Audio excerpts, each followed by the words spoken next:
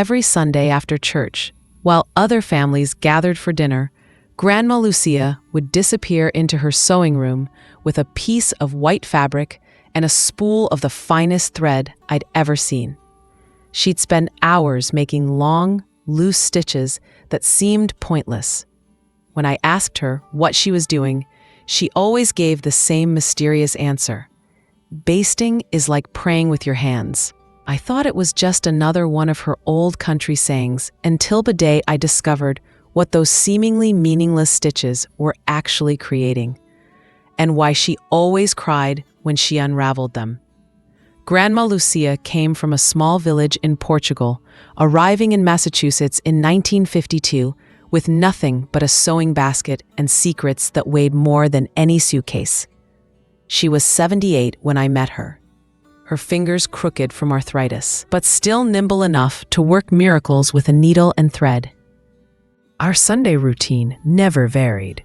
We attended morning mass at St. Anthony's Church, where she would kneel in the front pew and whisper prayers in Portuguese that sounded like ancient incantations. Afterward, we would walk home in comfortable silence, her rosary gently jingling in her coat pocket. But as soon as we got home, something changed. While I helped my mother prepare Sunday dinner, Grandma Lucia would excuse herself and climb the narrow stairs to her sewing room. The door would close with a soft click, and for the next 3 hours, the only sound was the gentle whisper of thread being pulled through fabric. Her sewing room was off-limits to everyone, including my mother. It was a small space under the eaves, with a single window facing east toward the ocean. Sometimes I would stand outside the door, listening to her soft humming, mixed with the rhythmic sound of the needle. The humming was always the same melody, something sad and beautiful that seemed to come from another world. Years later, I discovered it was a Portuguese fado about loss and longing, but as a child, it sounded only like expressed sadness. One Sunday, when I was 12, curiosity finally overcame my fear of getting into trouble. While Grandma was in the bathroom, I opened the sewing room door just a crack. What I saw made no sense. She was working on a large piece of white cotton, making long, loose stitches with thread so thin it was almost invisible. The stitches seemed random, purposeless, as if she were just practicing or passing the time. But there was something about the way she worked, a reverence, an intensity that suggested these weren't practiced stitches. Her lips moved constantly as she stitched, forming silent words I couldn't understand. Everything changed the Sunday I turned 16. After Mass, instead of going straight to her sewing room, Grandma Lucia stopped at the foot of the stairs and looked at me with those deep brown eyes that seemed to hold centuries of secrets. "Today, you come with me." My mother looked up from the kitchen in surprise. "But Mom, she never." "Today, she is old enough." I followed her upstairs, my heart pounding with a mixture of excitement and nervousness. The sewing room was smaller than I'd imagined, dominated by an old wooden table covered in white fabric. The walls were lined with shelves, holding spools of thread in every shade of white and cream imaginable. But it was what hung on the far wall that made me gasp. Dozens of scraps of white fabric, each covered with those same loose, seemingly random stitches I'd seen before. Some were yellowed with age. Others looked new and fresh. "Sit down," she said, patting a stool beside her chair. "Today, you learn what your great-grandmother taught me, what her grandmother taught you." Grandma Lucia handed me a square of white cotton and a needle threaded with the finest thread I had ever seen. "First, you need to understand, stitching, as you say, stitching isn't for holding things together. It's for letting them go." I didn't understand, but I nodded anyway. In Portugal, in the past, when someone died, women would gather, They would take a white cloth and make these stitches. Each stitch was a prayer, a remembrance, a blessing for the soul's journey. She demonstrated, her needle moving in long, loose loops through the fabric. See? The stitches need to be loose so the soul can move freely. If they're too tight, you'll trap them here. If they're too loose, the prayers have no power. I tried to mimic her movements, but my stitches were clumsy and uneven. She watched patiently, occasionally guiding my hand. Why white line, Grandma? White is the color of souls, of purity, of crossing. Crossing to where? She was silent for a long moment, the needle poised in midair. Wherever souls go, when bodies can no longer contain them. Over the next few months, I frequented Grandma Lucia's sewing room every Sunday.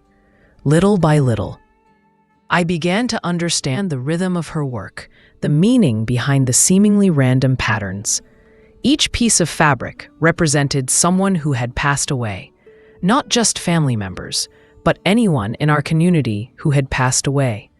Mrs. Santos from down the street, the young man who died in a car accident, even people she'd never met but had heard about in church announcements. For each person, she spent exactly 3 Sundays creating a unique pattern of basting stitches. The first Sunday was for life, the second for death, and the third for the journey beyond. But here's what intrigued me. After the third Sunday, she would carefully remove all the stitches, leaving the fabric completely blank. Then she would carefully fold it and place it in a cedar chest in the corner of the room. Why do you take them off, Grandma? Because prayers aren't in the dots. The dots are just the way to send them. Where to send them? For the souls that need them.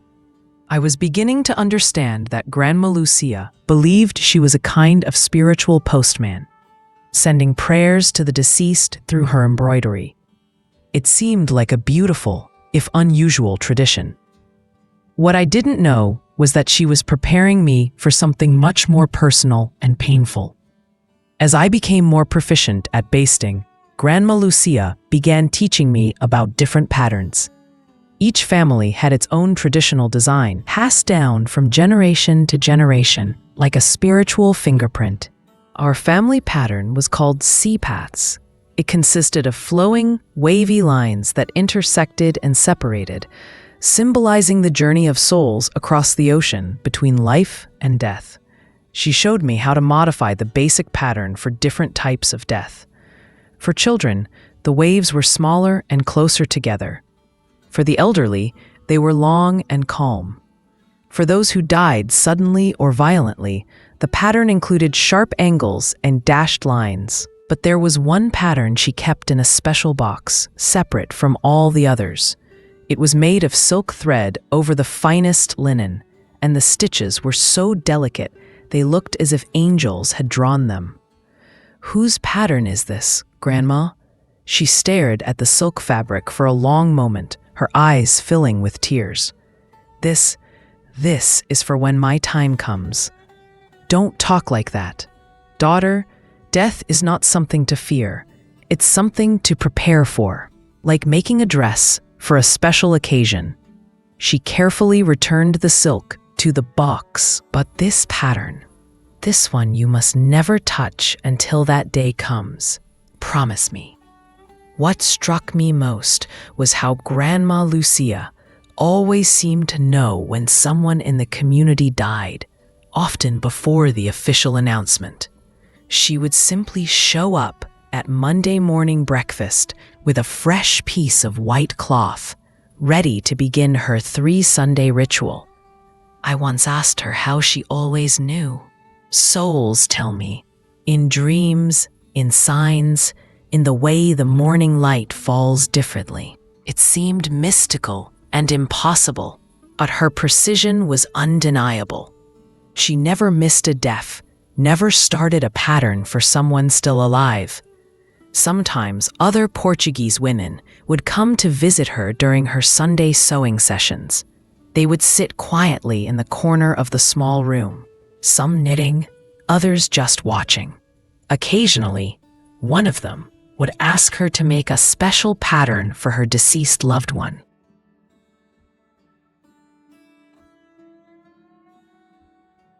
These women understood something I was only just beginning to comprehend. Grandma Lucia wasn't just practicing a quaint tradition. She was serving as a spiritual bridge between the living and the dead, using her embroidery to maintain connections that death had seemingly severed. The first time I experienced what Grandma Lucia called the knowing was on a cold February night during my freshman year of high school. I woke from a deep sleep with a strong desire to go to her house. It was 2 a.m., but somehow I knew she'd be awake. I found her in the kitchen, already preparing white fabric for a new pattern. "You felt it too," she said without looking up. "What did you feel?" "Mrs. Medeiros. She came here an hour ago." Mrs. Medeiros lived 3 streets away. I had no way of knowing something had happened to her, but something pulled me out of bed with absolute certainty.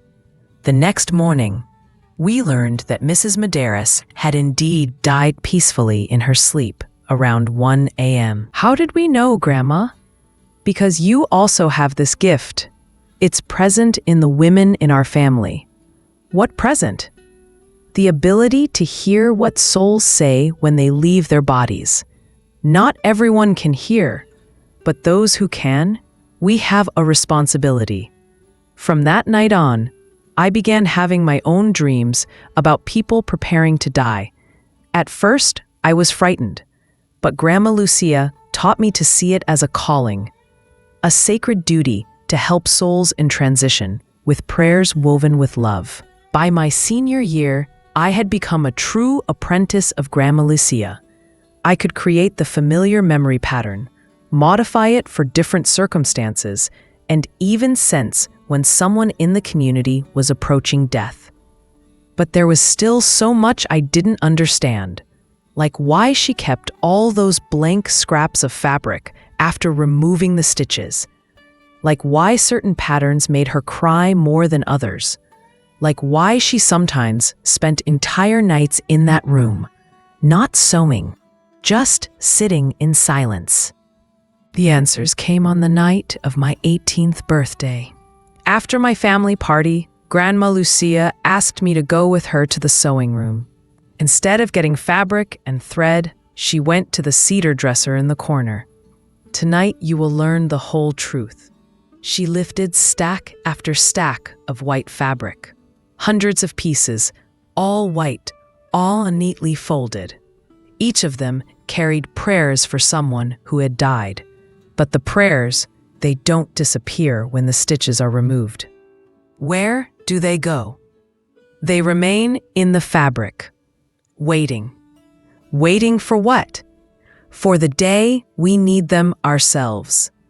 She showed me how each piece of cloth held an invisible mark of the prayers that had once been sewn into it. When someone in our family was sick, dying, or in spiritual crisis, she would place the appropriate blank cloth under their pillow or next to their body. The accumulated prayers of the dead would then help the living.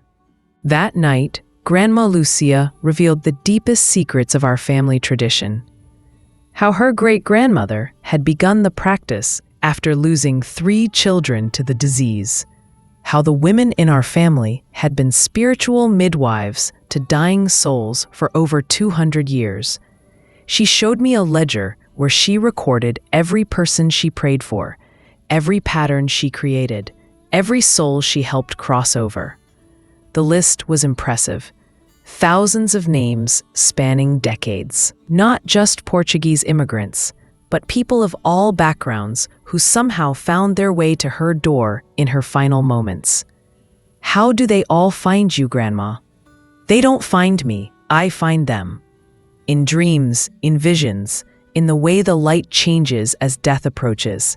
She opened another box I'd never seen before. Inside were dozens of letters from families thanking her for the prayers and comfort her spiritual work had provided during their darkest hours. But there was something else in the box, something that made my blood run cold. A birth certificate with my name on it, and next to it, a death certificate, also with my name on it, dated next week. My hands were shaking as I held the papers. "Grandma, what is this?" Her eyes filled with tears.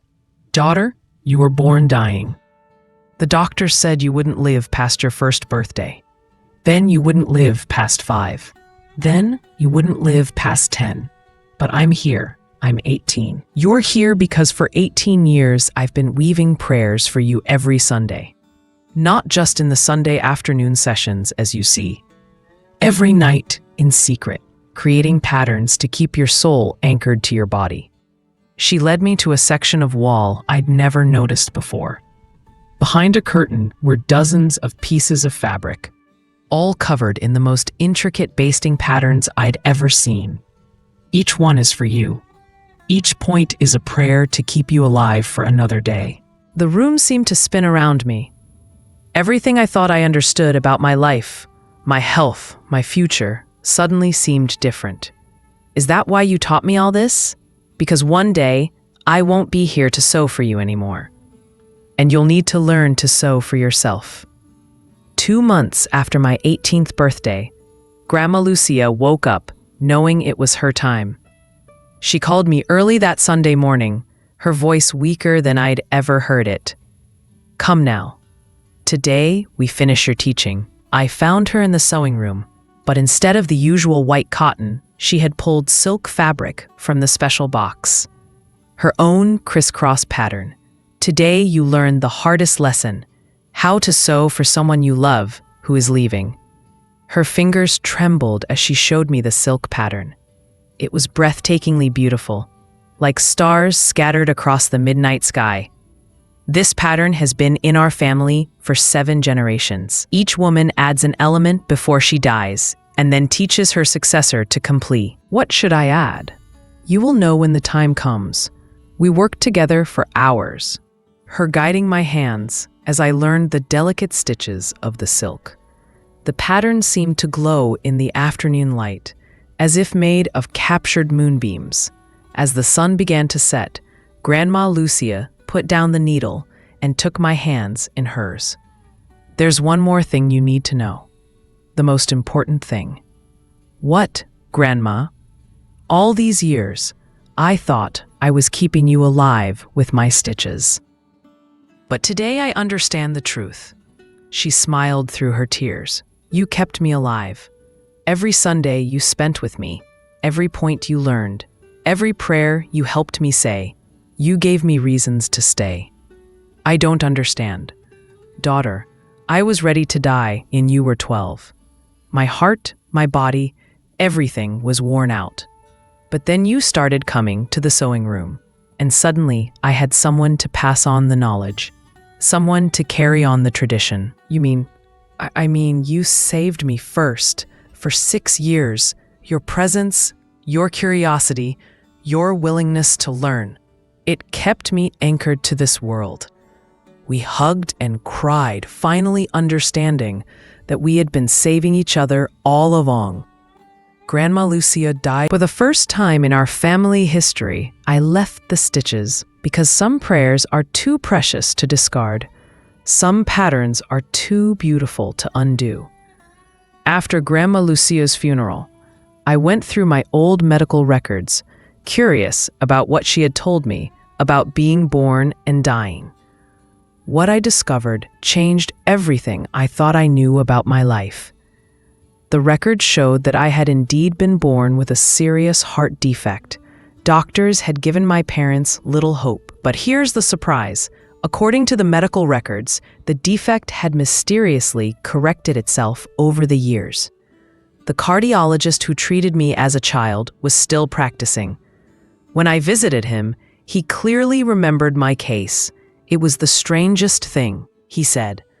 "Every year you came for checkups, the defect would get a little smaller. By age 10, it had completely disappeared. We'd never seen anything like it. We called it a miracle. A moment perfectly matched Grandma Lucia's evening sewing sessions. But the biggest surprise came when I was cleaning her sewing room. Hidden behind the cedar chest, I found one last box. Inside were hundreds of letters, all addressed to my grandmother, from families all over the world. Letters from people whose loved ones she had prayed for through her embroidery. Letters from doctors who couldn't explain miraculous recoveries. Letters from other women who practiced similar traditions in their own cultures. I realized that Grandma Lucia was part of an invisible network of spiritual healers, women who used embroidery to channel prayers across continents and cultures. But the last letter in the box was addressed to me. My dear granddaughter, if you are reading this, then the tradition lives on. What I taught you was not just about death and transition. It was about the power of love made visible through stitches. Just as prayers can be woven into fabric and released into the world where they are most needed. The gift you have, the ability to sense when souls need prayers, is not a burden. It is a calling. Use it wisely. Use it with love. And remember, every point is a prayer. Every prayer is an act of love. And love never truly dies. Today, 20 years later, I continue the tradition. Every Sunday, I sit in my own sewing room, creating basting stitches that bring prayers to those who need them most. The patterns have evolved, incorporating new techniques I've learned from other traditions. But the essence of the practice remains the same, using the rhythm of needle and thread to connect the living and the dead, to send love across the boundaries that often separate us. And sometimes, late at night, when I'm sewing by lamplight, I feel Grandma Lucia's presence guiding my hands, reminding me that basting is, in fact, praying with your hands. Some traditions are passed on through words, others through actions. But the most powerful traditions are passed on through love, woven into our souls, one prayer at a time. What about you? What traditions run through your family like a golden thread? What wisdom was sewn into your heart by the hands that loved you first? Share your stories in the comments below, because these threads of memory connect us all. Like if you also learned something from your grandmother. Activate the bell so you don't miss any stories. And here's to the next one, where a cake recipe held the most bittersweet secret a family can carry. A secret that turned Christmas into mourning, and mourning into a miracle. Until then, take care. And remember, the future belongs to those who have the courage to change it. Every story is a thread. Every memory an embroidery in time.